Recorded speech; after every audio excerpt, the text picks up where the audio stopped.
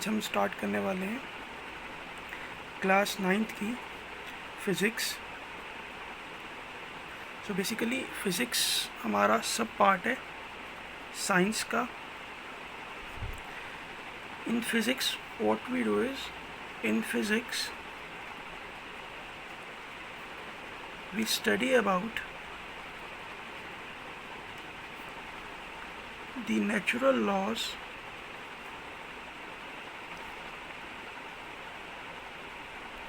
जो भी कुदरत के लॉज हमारे आगे पीछे हो रहे हैं, हम उनके बारे में फ़िज़िक्स में पढ़ते हैं। अब फ़िज़िक्स में जो हमारा फर्स्ट टॉपिक है वो है मोशन। मोशन बेसिकली एक फ़िज़िक्स की ब्रांच है, नाम है उसका मैकेनिक्स। मोशन पार्ट है मैकेनिक्स का। Mechanics it is the one of the oldest branches of physics। सबसे पुराना ब्रांच है, पुराने ब्रांचेस में से एक है फिज़िक्स का मैकेनिक्स। एंड मैकेनिक्स में हम क्या करते हैं, in mechanics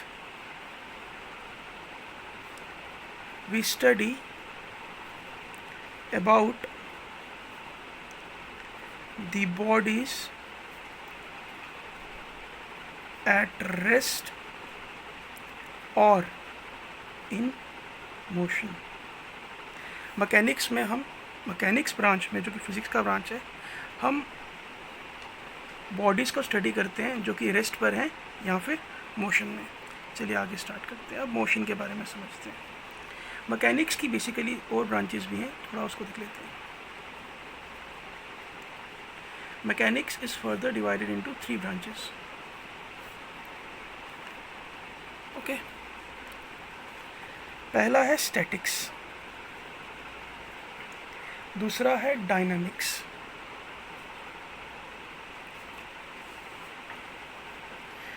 and the third one is kinematics।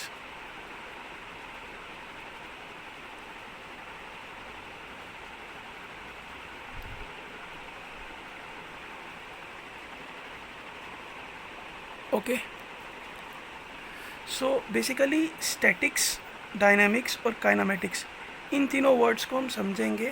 पहले हम 2 वर्ड समझेंगे कि रेस्ट क्या होता है और मोशन क्या होता है, फिर हम इन ब्रांचेस के बारे में थोड़ा जानेंगे। चलिए स्टार्ट करते हैं। सो बेसिकली एक वर्ड समझना ज़रूरी है पहले, इससे पहले कि मोशन स्टार्ट करें, and that word is rest. Rest का मतलब क्या होता है, आइए इसको एक एग्जांपल के ज़रिए समझते हैं। मानकर चलते हैं आपके घर के बाहर एक पेड़ है, ठीक है। तो आप क्या करते हैं, आप 8 बजे 8 o'clock जाकर उस पेड़ को देखते हैं। वो एक पोजीशन पर प्रेजेंट है, घर के बाहर जहाँ प्रेजेंट है, आपने ऑब्ज़र्व किया वहाँ पर है वो। फिर आप 9 o'clock उसी पेड़ को देखने गए, उसी ट्री को देखने गए, वो ट्री वहीं पर था। आप 10 o'clock उस ट्री को देखने गए, वो ट्री फिर वहीं पर था।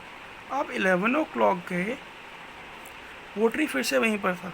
आप नेक्स्ट डे गए, फिर भी वो ट्री वहीं पर था।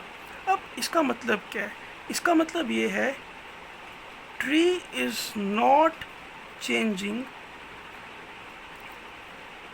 Its position with the passage of time. मतलब जैसे जैसे टाइम आगे बढ़ रहा है, ट्री जो है अपनी पोजीशन चेंज नहीं कर रहा है। इसी को हम रेस्ट बोलते हैं। अब ये डेफिनेशन थोड़ा सा ना इनकम्प्लीट डेफिनेशन है रेस्ट का। इस डेफिनेशन को थोड़ा सा और कंप्लीट करने के लिए हम थोड़ी सी इसमें डिटेल डालते हैं। एक और चीज़ इसमें, ये इसी ट्री के पास एक बकेट पड़ी है, ठीक है। तो 8 o'clock जब आप आए, इस ट्री के पास ये बकेट पड़ा हुआ था। 9 o'clock आए, बकेट को किसी ने हाथ नहीं लगाया, बकेट अभी भी यहीं पर है। 10 o'clock आए, still bucket was there. 11 o'clock आए, फिर बकेट वहीं पर था। नेक्स्ट डे आए, फिर बकेट को किसी ने नहीं छेड़ा, फिर भी बकेट वहीं पर था। तो अब क्या हो रहा है, मतलब कि ट्री के साथ बकेट पड़ा हुआ है, ना ही ट्री अपनी पोजीशन चेंज कर रहा है, ना ही बकेट अपनी पोजीशन चेंज कर रही है with respect to its surrounding. Tree की सराउंडिंग है बकेट, बकेट की सराउंडिंग है ट्री। सो बेसिकली रेस्ट की कंप्लीट डेफिनेशन जो बनती है, आइए उसको कंप्लीट कर लेते हैं। An object is said to be at rest if it does not change its position with respect to its surroundings with the passage of time। एक ऑब्जेक्ट को हम कहते हैं कि वो रेस्ट पर है अगर वो अपनी पोजीशन चेंज नहीं करता with respect to its surroundings. पेड़ के सराउंडिंग में ट्री था, ट्री की सराउंडिंग में बकेट थी, बकेट की सराउंडिंग में ट्री था, दोनों ने अपनी पोजीशन को चेंज नहीं किया एक दूसरे की रिस्पेक्ट में। इस केस को हम रेस्ट कहेंगे। अब सेकंड टर्म जो हमें समझने की ज़रूरत है वो है मोशन। मोशन इसके बिल्कुल ऑपोजिट है। सो मोशन कैसे डिफाइन करेंगे? अब मानकर चलते हैं आप अपने घर से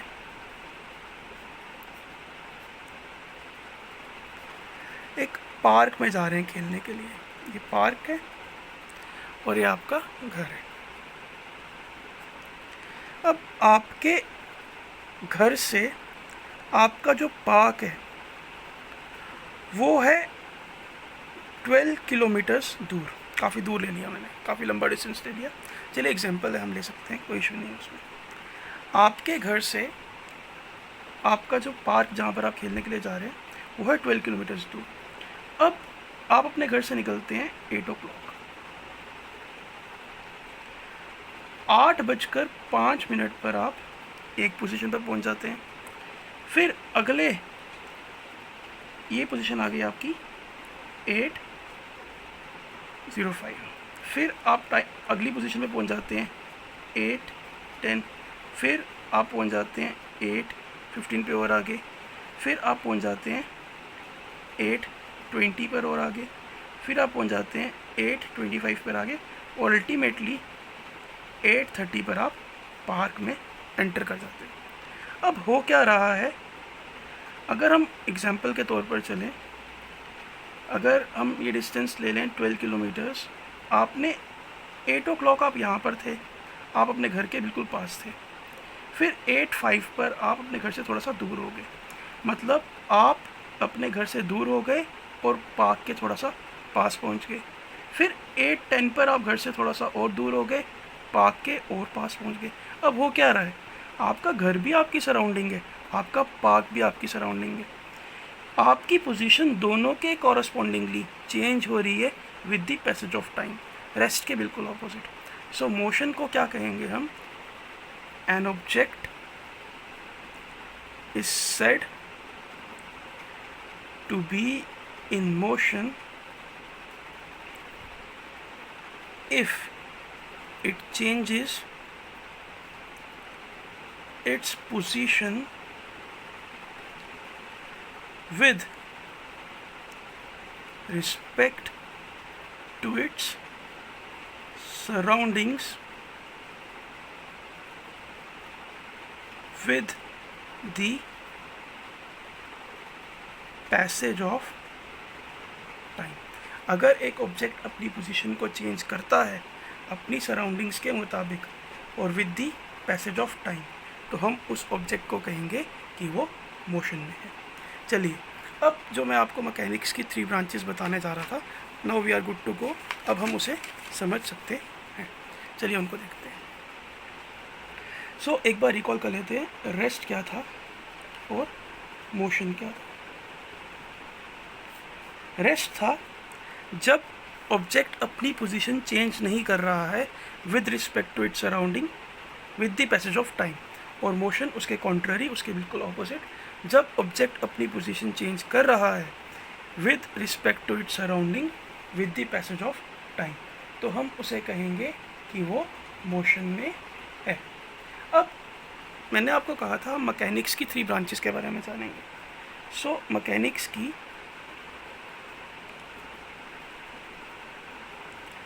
3 ब्रांचेस हैं। पहली ब्रांच है स्टैटिक्स, सेकंड ब्रांच है kinematics, and third branch is dynamics. So अब इनको जानते हैं। स्टैटिक्स, हम इन तीनों में बेसिकली, मैकेनिक्स में हम रेस्ट भी पढ़ते हैं और हम मोशन भी पढ़ते हैं, ठीक है। स्टैटिक्स में हम सिर्फ और सिर्फ रेस्ट से डील करते हैं, स्टैटिक्स में हम सिर्फ रेस्ट के बारे में समझते हैं।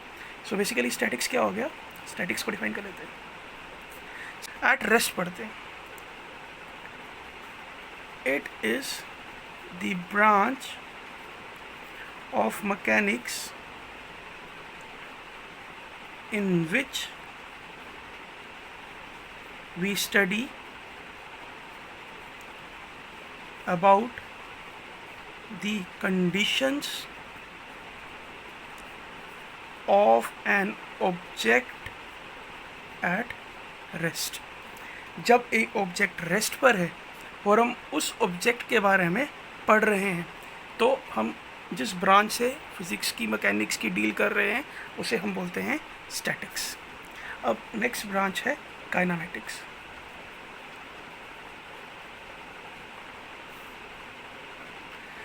काइनामेटिक्स बेसिकली जो वर्ड है, ये 2 वर्ड से डिराइव किया गया है। पहला वर्ड है काइनमा, और सेकेंड, काइनमा का जो ग्रीक वर्ड है basically, it is a Greek word, and kinema का जो मीनिंग है, इसका मीनिंग है मोशन। सो अब आप ये समझ गए होंगे कि हम इसमें मोशन के बारे में पढ़ते हैं, लेकिन थोड़ा सा इसमें जानने की आपको ज़रूरत है कि इसमें हम क्या करते हैं। सो बेसिकली काइनेमेटिक्स को डिफाइन करते हैं। It is the branch of mechanics in which we study about the objects in motion without considering the cause of motion। यहाँ पर ये बात जानने की ज़रूरी है, पर इम्पोर्टेंट बात है। अब देखिए एग्जांपल देते हैं आपको। ये एक बॉल है, ये प्रेजेंट है, यहाँ पर पड़ा हुआ है। मान लीजिए ये ए पॉइंट पर पड़ा हुआ है। अब ये बॉल इसी पोजीशन पर रहेगा अनलेस एंड अनटिल, जब तक इसको कोई बाहर से हाथ नहीं लगाता, इसके ऊपर जब तक कोई फोर्स, क्लास 8 में आपने फोर्स के बारे में पढ़ा है, ठीक है, जब तक इस बॉल के ऊपर कोई फोर्स एक्सर्ट नहीं होती तब तक ये इसी पोजीशन में रहेगा। अब हम काइनामेटिक्स में क्या करते हैं, ये काइनामेटिक्स में अगर अब इसके ऊपर फोर्स नहीं लगेगी तो ये रेस्ट में ही रहेगा, लेकिन हमें काइनामेटिक्स में स्टडी करना है मोशन के बारे में। अब अगर मैंने इसके ऊपर फोर्स एक्सर्ट कर दी तो ये मोशन में आ जाएगा, लेकिन इस ऑब्जेक्ट की मोशन को मैं स्टडी करूँगा, लेकिन इसका कॉज क्या है, मोशन का जो फोर्स है, मैं उसके बारे में स्टडी नहीं करूँगा। जब ऐसी कंडीशन हो, जब हम मोशन को स्टडी करें लेकिन उस मोशन का कॉज क्या है उसे स्टडी नहीं करें, उस ब्रांच को मैकेनिक्स की हम काइनामेटिक्स बोलते हैं। अब let's move to third branch which is dynamics.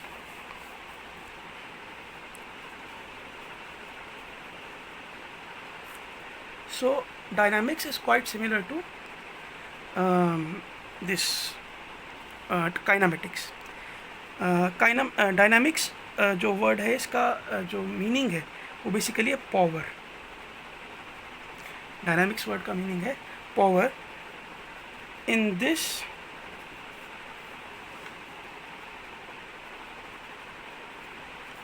branch of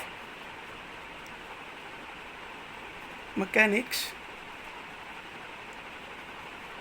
we study about the motion of an object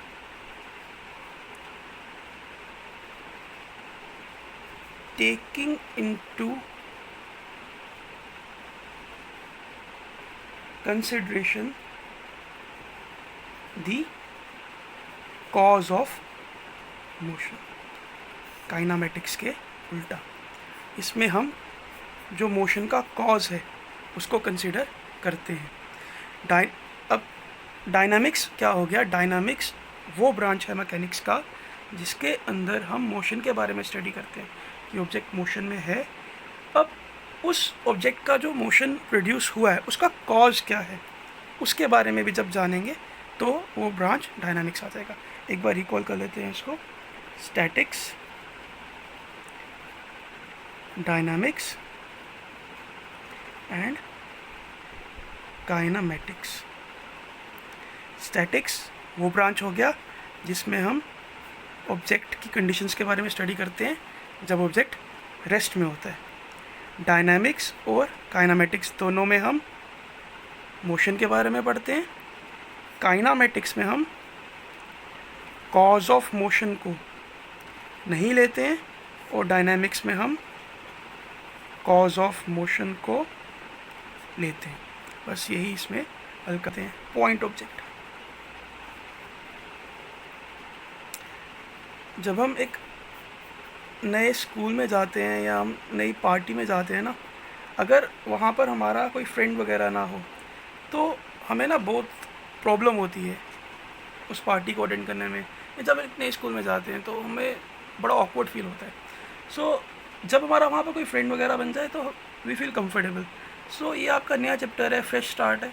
आप कोशिश करें जितनी भी इसमें टर्म्स हैं उनको आप फ्रेंड बना लें अपने, ठीक है। तो अब पॉइंट ऑब्जेक्ट होता क्या है इस चीज़ को समझना। एक एग्जांपल लेते हैं। मानकर चलते हैं आप जम्मू से पंजाब जा रहे हैं। अब जम्मू से पंजाब जाने के लिए कुछ एक सेट पैरामीटर की दूरी है, मानकर चल लेते हैं कि वो x किलोमीटर है, ठीक है। अब जम्मू से पंजाब जाने के लिए जो डिस्टेंस है वो बहुत ज़्यादा है, इट्स क्वाइट ह्यूज। अब जम्मू से पंजाब जब डिस्टेंस मेजर करना है हम क्या करते हैं? अगर जम्मू से पंजाब जाने के लिए मैं अपनी गाड़ी में गया, कार में गया, हम क्या करते हैं? हम डिस्टेंस मेजर करने के लिए सिर्फ जम्मू से पंजाब तक का डिस्टेंस मेजर करते हैं, हम कार का डिस्टेंस मेजर नहीं करते। क्यों? क्योंकि जम्मू से पंजाब तक का डिस्टेंस इतना ज़्यादा है कि अगर हम कार का जो लेंथ है उसको निगलेक्ट भी कर दें, जम्मू और पंजाब का डिस्टेंस खुद में इतना ज़्यादा है कि अगर जो कार का लेंथ है उसको निगलेक्ट भी कर दें तो भी हमारी कैलकुलेशन विदाउट मच एरर बिल्कुल सही हो जाएगी। और ऐसे ही ऑब्जेक्ट को जिसकी डायमेंशंस को निगलेक्ट करने पर हमें कोई एरर नहीं आता है, पॉइंट ऑब्जेक्ट कहा जाता है। सो बेसिकली पॉइंट ऑब्जेक्ट क्या होता है? इन mechanics while studying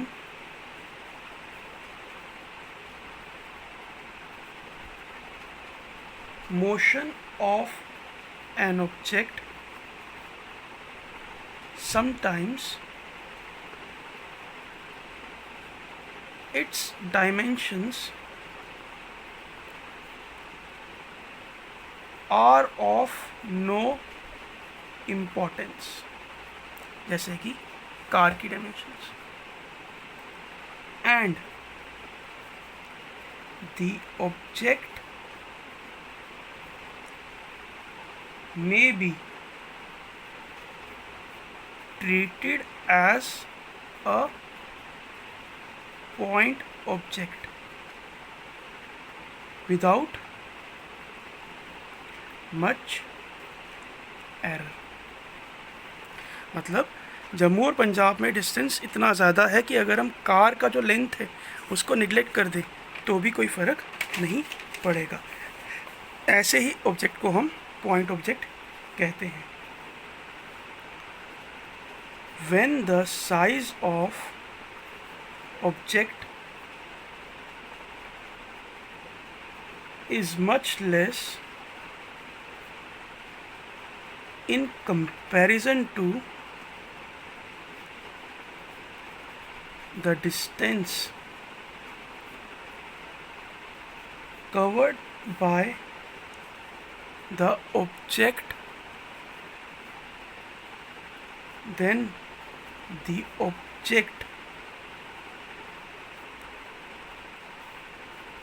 can be regarded as a point object। Example ले लेते हैं इसका, ठीक है। जो मैंने कार का एग्जाम्पल दिया, इफ़ वन ट्रेवल्स फ्रॉम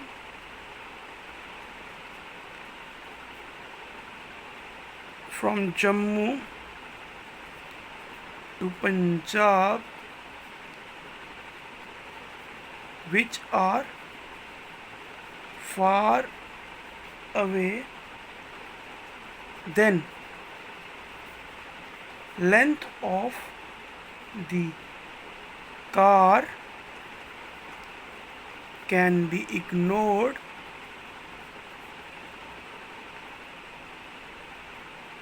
ठीक है। ये आ गया हमारा फर्स्ट एग्जांपल। सेकंड एग्जांपल, हम एग्जांपल ले सकते हैं प्लैनेट्स का। Earth can be regarded as a point object for studying its motion around the sun।